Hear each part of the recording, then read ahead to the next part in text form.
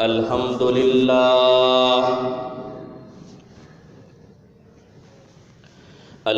لله نحمده ونستعينه ونستغفره ونؤمن به ونتوكل عليه ونعوذ بالله من شرور أنفسنا ومن سيئات أعمالنا من يهده الله فلا مضل له ومن يضلله فلا هادي له ونشهد أن لا إله إلا الله وحده لا شريك له ونشهد أن سيدنا وسندنا ومكينا ومدنينا ومولانا محمدا عبده ورسوله أما بعد أعوذ بالله من الشيطان الرجيم بسم الله الرحمن الرحيم يا أيها الذين آمنوا اذكروا الله ذكرا كثيرا وسبحوه بكرة وأصيلا وقال تعالى في مقام آخر والذاكرين الله كثيرا والذاكرات أعد الله لهم مغفرة وأجرا عظيما وقال النبي صلى الله عليه وسلم الكيس من دان نفسه وعمل لما بعد الموت والعاجز من أتبع نفسه هواها وتمنى على الله آمنت بالله صدق الله مولانا العظيم وصدق رسوله النبي الأمي الهاشمي المدني الكريم ونحن على ذلك لمن الشاهدين والشاكرين والحمد لله رب العالمين۔ تمام حضرات عقیدت اور محبت کے ساتھ عبادت اور ثواب کی نیت سے نماز میں پڑھا جانے والا درود شریف ایک مرتبہ بآواز بلند پڑھ لیں۔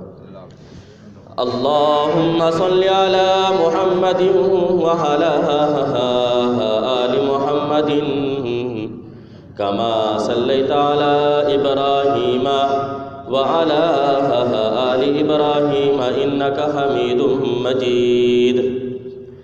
اللہم بارک علی محمد وعلی آل محمد کما بارکت علی ابراہیم وعلى آل إبراهيم إنك حميد مجيد۔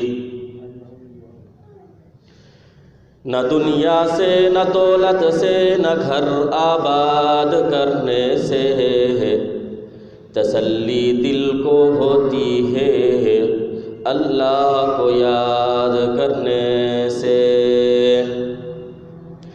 یہاں ایسے رہیں کہ ویسے رہیں دیکھنا ہے کہ وہاں کیسے رہیں۔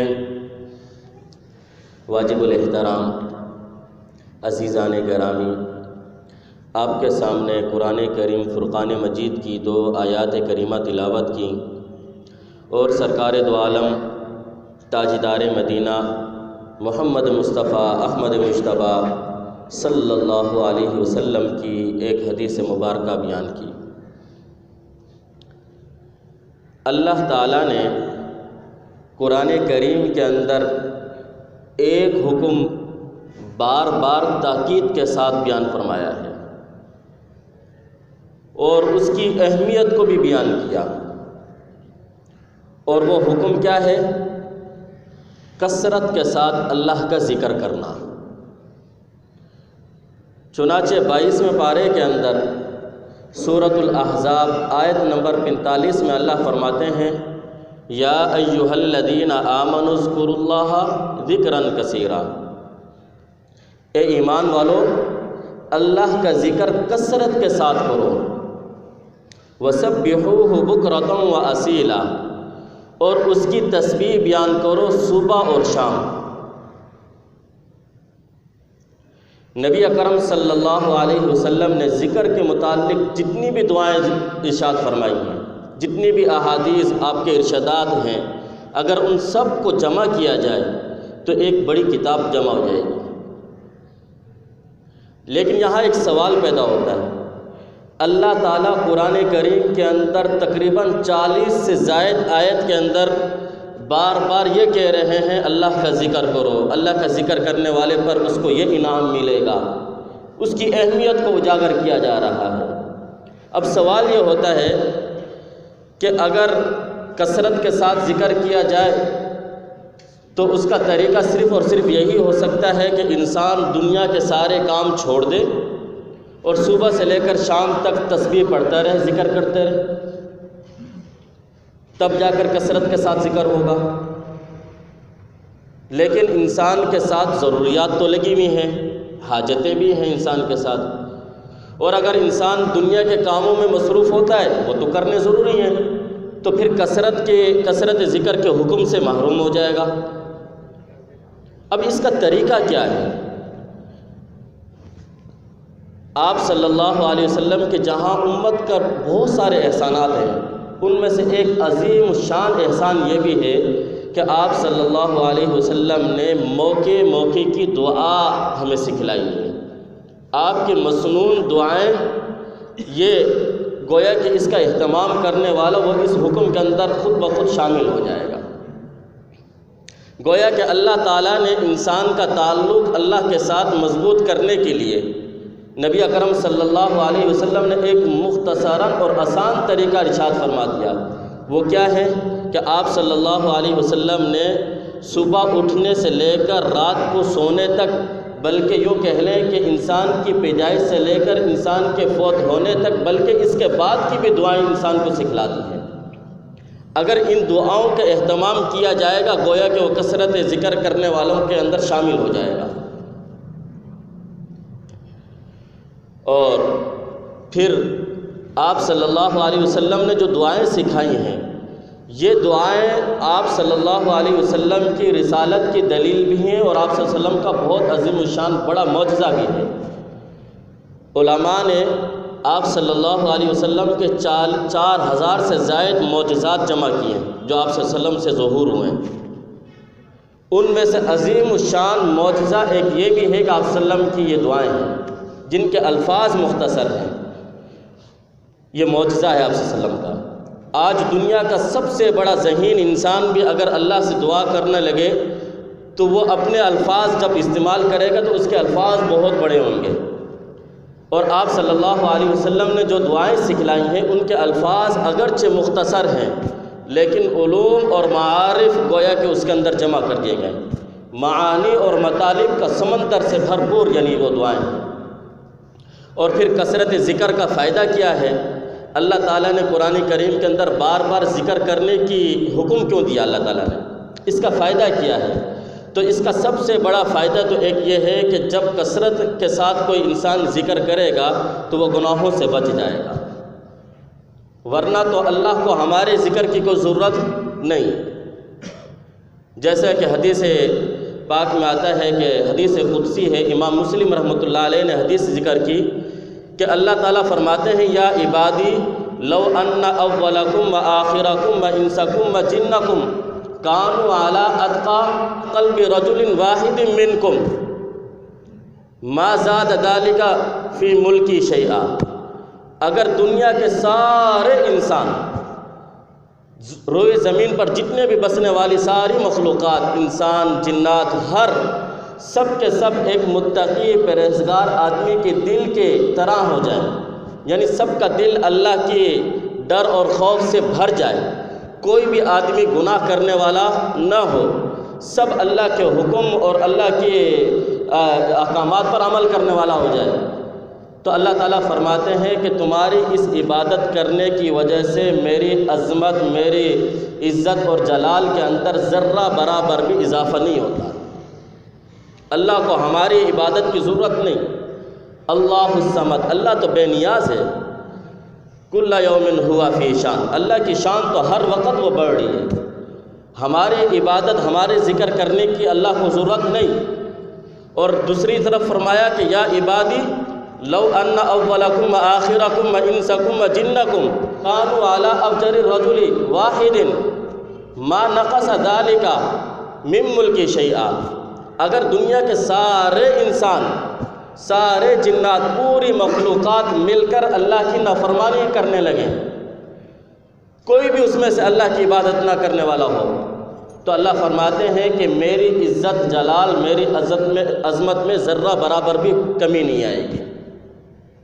تو یہ ذکر کرنے کا جو حکم دیا ہے، اس کا ہمیں فائدہ ہے، اور سب سے بڑا فائدہ کیا ہے کہ انسان گناہوں سے بچ جاتا ہے۔ جب ذکر کرنے میں مصروف ہوتا ہے اس وقت بھی گناہ سے محفوظ، اور پھر بعد میں ذکر کرنے کی برکت سے بعد میں بھی، چونکہ بار بار جب انسان اللہ کا ذکر کرتا ہے تو پھر اس کا ایمان مستحضر رہتا ہے، اس کے ذہن میں یہ بات ہوتی ہے کہ اللہ مجھے دیکھ رہا ہے۔ جب یہ بات ہر وقت اس کے ذہن میں ہوئے گی تو پھر گناہ نہیں کرے گا۔ آج دنیا کے اندر جتنے بھی جرائم ہو رہے ہیں، ان سب کی بنیادی وجہ یہی ہے کہ سب اللہ کے ذکر سے غافل ہو چکے ہیں، ان کا ایمان مستحضر نہیں ہوتا، اس وجہ سے وہ لوگ گناہ کرتے ہیں۔ جیسے کہ حدیث پاک میں آتا ہے کہ نبی اکرم صلی اللہ علیہ وسلم نے ارشاد فرمایا، جب کوئی آدمی چوری کرتا ہے، چوری کرتے وقت اس انسان مسلمان کا ایمان اس کے دل سے نکل جاتا ہے اور وہ ہوا میں معلق رہتا ہے۔ جب یہ گناہ کر لیتا بعد میں پھر ایمان اس کے دل میں آ جاتا ہے واپسی۔ اسی طریقے سے جب کوئی زانی زنا کر رہا ہوتا ہے، اللہ کے نبی پاک صلی اللہ علیہ وسلم نے ارشاد فرمایا اس وقت، اس گناہ کرتے وقت اس کا ایمان نکل جاتا ہے اس کے دل سے۔ اگر ایمان ہوتا تو وہ کبھی بھی یہ کام نہ کرتا۔ تو ذکر کرنے کا سب سے بڑا ایک فائدہ یہ ہے کہ ایمان اس کے دل میں ہر وقت مستحضر رہتا ہے۔ اور دوسری آیت میں اللہ تعالیٰ فرماتے ہیں وَالذَّاكِرِينَ اللَّهَ كَثِيرًا وَالذَّاكِرَاتِ أَعَدَّ اللَّهُ لَهُم مَغْفِرَةً وَأَجْرًا عَظِيمًا، کثرت کے ساتھ ذکر کرنے والے مرد اور خواتین، اللہ تعالیٰ نے ان کے لیے ایک بڑا اجر اور بڑی مغفرت تیار کر رکھی ہے۔ ایک بہت بڑے محدث گزرے ہیں، بہت بڑے امام تھے، علامہ ابن صلاح رحمۃ اللہ علیہ۔ ان سے کسی نے پوچھا کہ حضرت اس آیت کے مصداق کون لوگ ہیں؟ تو وہ فرمانے لگے کہ اس آیت کے مصداق وہ خوش نصیب لوگ مراد ہیں جو موقع کی دعائیں پڑھتے ہیں، جو نبی پاک صلی اللہ علیہ وسلم نے مسنون اعمال ہر جگہ کی دعا سکھلائی ہے، ان دعاؤں کا اہتمام کرتے ہیں، تو وہ اس آیت کے مصداق ہیں۔ اور محدث کبیر علامہ ابن حجر رحمۃ اللہ علیہ، بہت بڑے امام، بہت بڑے محدث، جنہوں نے بخاری شریف کی بہت عظیم الشان شرح لکھی فتح الباری، جن کے بارے میں مشہور ہے کہ امام بخاری رحمۃ اللہ علیہ نے جب یہ حدیث لکھی، یہ کتاب بخاری شریف لکھی، تو امت پر قرض تھا کہ کوئی اس کی شرح لکھے، تو علامہ ابن حجر رحمۃ اللہ علیہ نے اس قرض کو چکا دیا۔ اور ان کا لقب کیا ہے؟ جبل الحدیث، حدیث کے پہاڑ۔ تو وہ ان سے پوچھا گیا کہ سب سے افضل ذکر کیا ہے؟ تو علامہ ابن حجر رحمۃ اللہ علیہ فرمانے لگے کہ سب سے بڑا ذکر موقع کی دعا ہے، اور کہا کہ علماء اس کی مثال بھی بیان کرتے ہیں۔ مثال کے طور پر اگر آپ واش روم میں جا رہے ہو تو واش روم میں جانے سے پہلے نبی اکرم صلی اللہ علیہ وسلم نے دعا سکھلائی، بسم اللہ اللہم انی اعوذ بک من الخبث والخبائث، یہ دعا ہے۔ اب علماء فرماتے ہیں کہ یہ سب سے افضل ذکر ہے۔ قرآن کریم کی تلاوت کرنا یہ بھی ایک نعمت، اللہ کی راہ میں صدقہ کرنا یہ بھی ایک عظیم نعمت، نیکی کا کام ہے، نماز کو نماز کے اوقات میں پڑھنا یہ بھی ایک نیکی کا کام ہے، لیکن جس جگہ پر نبی اکرم صلی اللہ علیہ وسلم نے جو دعا سکھلائی ہے اس وقت اس دعا کو پڑھنا سب سے افضل ذکر یہی ہے۔ چنانچہ علماء فرماتے ہیں کہ اگر کوئی شخص واش روم میں جانے سے پہلے ایک پورا پارہ پڑھ لے یا سورہ یاسین پڑھ لے، یا وہ واش روم میں جانے سے پہلے پورا قرآن پاک کھڑے کھڑے پڑھ لے، دعا نہ پڑھے، اب وہ واش روم میں چلے جائے، تو علماء فرماتے ہیں کہ اس آدمی کو اتنا اجر اور ثواب نہیں ملے گا جتنا اجر اور ثواب اس آدمی کو ملے گا جس نے واش روم میں جانے سے پہلے اس دعا کو پڑھا تھا، کیونکہ اس موقع پر اس دعا کو پڑھنا سنت ہے۔ اس لیے فرمایا کہ کوئی بھی عمل اس وقت تک قبول نہیں ہوگا جس وقت تک اس کو اوپر سنت کی مہر نہیں لگی ہوئی ہوگی۔ ایک حدیث ہے، امام مسلم رحمۃ اللہ علیہ نے حدیث کو ذکر کیا ہے، باب الصلاۃ بعد الذکر۔ تو اس کے اندر حدیث میں آپ صلی اللہ علیہ وسلم نے ارشاد فرمایا، من سبح اللہ 33 جس نے اللہ کی تسبیح بیان کی 33 مرتبہ، یعنی 33 مرتبہ اس نے سبحان اللہ سبحان اللہ سبحان اللہ سبحان اللہ نماز کے بعد پڑھا، اور وحمد اللہ 33 اور 33 مرتبہ اس نے الحمدللہ الحمدللہ الحمدللہ، وکبر اللہ 33 اور پھر 33 مرتبہ اللہ اکبر اللہ اکبر اللہ اکبر پڑھا، کہ یعنی 33 تینوں تسبیحات اس نے پڑھ لی، کتنی ہو گئی؟ 99۔ آپ صلی اللہ علیہ وسلم نے فرمایا کہ پھر 100 کے عدد کو پورا کرنے کے لیے اس نے یہ کلمہ پڑھا، لا الہ الا اللہ وحدہ لا شریک لہ لہ الملک ولہ الحمد وہو علی کل شیء قدیر۔ اللہ فرماتے ہیں، نبی پاک صلی اللہ علیہ وسلم فرماتے ہیں، غفرت خطایاہ، اللہ اس کے تمام گناہوں کو معاف فرما دیں گے اگرچہ وہ سمندر کی جھاگ کے برابر ہی کیوں نہ ہو۔ اب یہ ایک حدیث ہے، امام صاحب نے یہ حدیث بیان کی اور مقتدی جیسے آپ بیٹھے ہوئے کسی نے سنی حدیث، اس پر ایک واقعہ لکھا ہے علامہ ابن الحاج مالکی رحمۃ اللہ علیہ نے المدخل کے اندر، وہ بڑا عجیب واقعہ ہے۔ وہ کہتے ہیں کہ یہ حدیث جب امام صاحب نے بیان کی تو ایک آدمی نے اپنے دل کے اندر ارادہ کیا، یہ تو چند الفاظ ہیں، اس کو پڑھنے میں تو کوئی دیر تو نہیں لگتی، سبحان اللہ سبحان اللہ سبحان اللہ سبحان اللہ سبحان اللہ سبحان اللہ، یہ تو 1 منٹ میں پڑھ لوں گا، یہ تو بہت چھوٹے سے الفاظ ہیں، کم الفاظ ہیں۔ اس کے دل میں یہ خیال آیا اور اس نے دل میں ارادہ کر لیا کہ میں 100 مرتبہ پڑھوں گا۔ امام صاحب تو بتا رہے تھے 33 مرتبہ، میں اس طرح کروں گا، 100 مرتبہ سبحان اللہ پڑھوں گا، 100 مرتبہ الحمدللہ پڑھوں گا، اور 100 مرتبہ اللہ اکبر پڑھوں گا، پھر آخر میں یہ کلمہ پڑھ لوں گا، مجھے ثواب زیادہ ملے گا۔ اس نے دل میں یہ ارادہ کر لیا پکا۔ اس دن رات کو سویا، خواب دیکھا، رات کو خواب میں کیا دیکھتا ہے کہ قیامت کا منظر ہے، قیامت قائم ہو چکی ہے، نفسا نفسی کا عالم ہے، سورج سوے نیزے کے فاصلے پر اور زمین تانبے کی ہے، لوگ اپنے پسینوں اپنے گناہوں کے پسینے میں ڈوبے ہوئے ہیں، اور پریشان ہے، ہر طرف شور شرابہ ہے، اندھیرا ہے۔ تو اتنے میں ایک آواز لگی اور فرشتوں نے آواز لگائی کہ جو لوگ نماز کے بعد ذکر کیا کرتے تھے وہ لوگ اس طرف آ جائیں، ہم ان کو ان کا اجر دیں گے۔ تو یہ شخص بڑا خوش ہوا کہ بھئی ثواب مل رہا ہے، میں جاؤں، جا کر اپنا ثواب حاصل لے لوں، ان سے اجر لے لوں۔ تو یہ آدمی وہاں پر جا کر لائن میں لگ گیا، فرشتے رجسٹر ہاتھ میں لیے ہوئے اور نام لیتے ہیں، فلاں آدمی آ جائے وہ اپنا ثواب لے کر چلے جائے، فلاں آدمی آ جائے اپنا ثواب لے کر چلے جائے۔ کافی دیر گزر گئی، اس کا نام نہیں آیا۔ یہ فرشتے کے پاس گیا، جا کر کہا کہ مجھے بھی ثواب دے دو۔ فرشتوں نے کہا کیا نام ہے؟ کہا فلاں نام۔ کہا نہیں، تمہارا نام نہیں ہے اس میں، جاؤ دوسرے کے پاس جا کر پوچھو۔ وہ آدمی دوسرے فرشتے کے پاس گیا، اس سے جا کر پوچھا کہ مجھے بھی ثواب دے دو۔ فرشتوں نے کہا پیچھے ہو جاؤ، ابھی لائن لگی ہوئی، ان کو دیں جاؤ، تمہارا نام نہیں ہے اس میں۔ جب سب کو ثواب دے دیا تو وہ پھر دوبارہ تیسری مرتبہ فرشتوں کے پاس گیا۔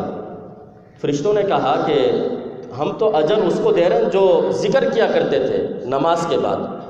اس نے کہا میں بھی ذکر کیا کرتا تھا، حتیٰ کہ میں زیادہ ذکر کیا کرتا تھا، باقی سب لوگ 33 مرتبہ پڑھتے، میں تو 100 مرتبہ پڑھا کرتا تھا، مجھے تو ثواب زیادہ ملنا چاہیے۔ تو فرشتوں نے کہا کہ اچھا جو تو کام کیا کرتا تھا یہ کام نبی اکرم صلی اللہ علیہ وسلم کے بتائی ہوئی سنت کے مطابق نہیں کر رہا تھا۔ آقا نے 33 مرتبہ بتایا تھا جو حضور کی زبان سے نکلے ہوئے الفاظ ہیں ان کے اندر جو برکت ہے، جو اس میں روحانیت ہے، جو اس میں نورانیت ہے، وہ تو حاصل نہیں کر سکا۔ تو اپنے عقل اور ذہن سے کام کر رہا تھا، جا تجھے نہیں ملے گا اس کا اجر و ثواب۔ تو میں یہ بتا رہا تھا جس عمل پر سنت کی مہر لگی ہوئی ہوگی وہ عمل اللہ کے یہاں قبول ہوگا، اور جس عمل پر اگر سنت کی مہر نہیں لگی ہوئی وہ اگرچہ جتنا ہی نیک کام بظاہر نظر آ رہا ہے وہ اللہ کے ہاں اتنا عظیم الشان نہیں ہے گا، اس پر اجر اس طرح نہیں ملے گا۔ آج ہماری نظر ظاہری اسباب پر ہے، ہم نبی اکرم صلی اللہ علیہ وسلم کے مسنون اعمال جو آپ نے دعائیں بتلائی ہیں ان پر ہمارا عقیدہ ہی نہیں ہے، ان پر ہمارا یقین ہی نہیں ہے۔ ہمارا کوئی آدمی بیمار ہو جائے تو فوراً ڈاکٹر کے پاس لے کر بھاگتے ہیں، ایسا ہوتا ہی نہیں ہوتا سب سے پہلے۔ اور نبی اکرم صلی اللہ علیہ وسلم نے جو علاج طریقے بتائے ہیں ان پر ہمارا یقین نہیں ہے۔ ڈاکٹروں کے نسخے پر یقین ہے، لیکن نبی اکرم صلی اللہ علیہ وسلم جو تمام ڈاکٹروں کے سردار، جو سید الاطباء والحکماء ہیں، ان کی بتائی ہوئی باتوں پر اتنا یقین نہیں۔ آج سب سے بڑی غفلت یہی ہے کہ آپ صلی اللہ علیہ وسلم نے کیا فرمایا؟ جب کوئی آدمی بیمار ہو جائے تو مسنون اعمال میں سے سب سے پہلا عمل یہ ہے کہ کوئی آدمی بیمار ہو جائے تو سب سے پہلے اس کا صدقہ دیا جائے۔ صدقہ دینے سے بہت ساری بیماریاں ٹل جاتی ہیں۔ اور پھر صلاۃ الحاجت 2 رکعت نفل پڑھو، پھر اللہ سے گڑ گڑا کر دعائیں کرو، مسنون اعمال کا اہتمام کرو۔ تو یہ ہم لوگ کرتے نہیں ہیں، فوراً ڈاکٹر کے پاس جاتے ہیں۔ ڈاکٹر کے پاس جانا یہ بھی سنت ہے، دوا لینا بھی یہ بھی سنت ہے، لیکن جو طریقہ نبی اکرم صلی اللہ علیہ وسلم نے بتلایا اس کے مطابق کریں گے تو اس میں ثواب بھی زیادہ ہے۔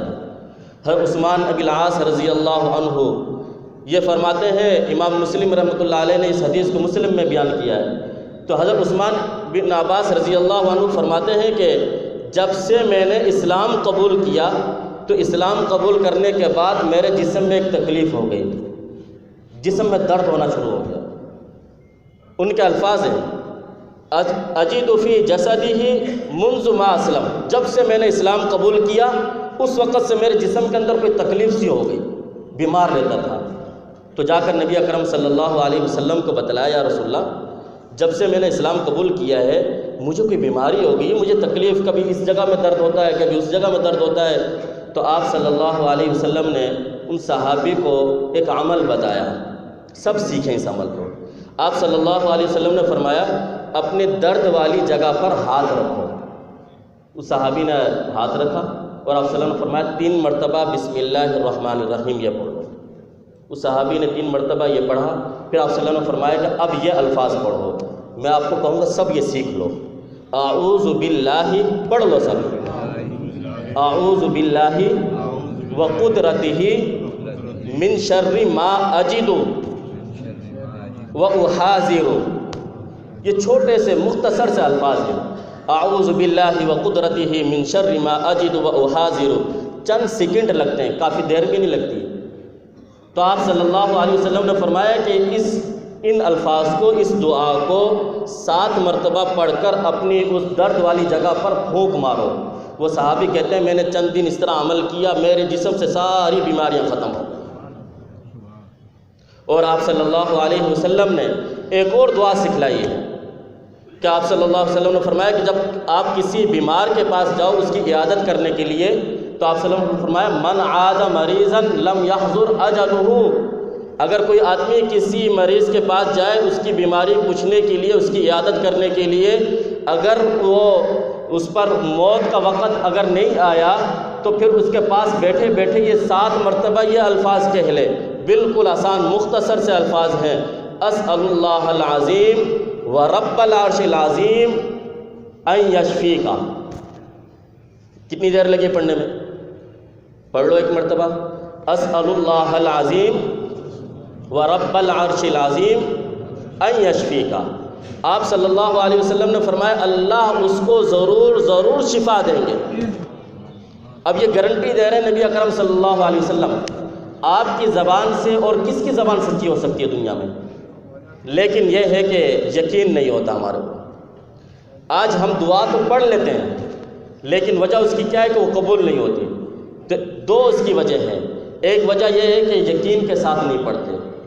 یقیناً آپ صلی اللہ علیہ وسلم، ایک مسلمان کا ہمارا عقیدہ تو یہی ہونا چاہیے کہ ایک پہاڑ اپنی جگہ یہاں سے وہاں بدل سکتا ہے، لیکن نبی اکرم صلی اللہ علیہ وسلم نے جو الفاظ کہہ دیے وہ تبدیل نہیں ہو سکتے، وہ ویسے ہی ہوں گے جو آپ نے کہہ دیے۔ آپ نے فرمایا کہ یہ دعا 7 مرتبہ مریض کے پاس بیٹھ کر پڑھو، اللہ اس کو ضرور شفا دیں گے اگر اس کی موت واقع نہ ہوئی تو یہ دعائیں سیکھیں، مسنون اعمال پر عمل کریں، یہ موقع موقع کی دعا سیکھیں۔ سب سے افضل ذکر ہی یہی ہے۔ کون سا ایسا موقع ہے جس کے بارے میں آپ صلی اللہ علیہ وسلم نے دعا نہ سکھلائی ہو؟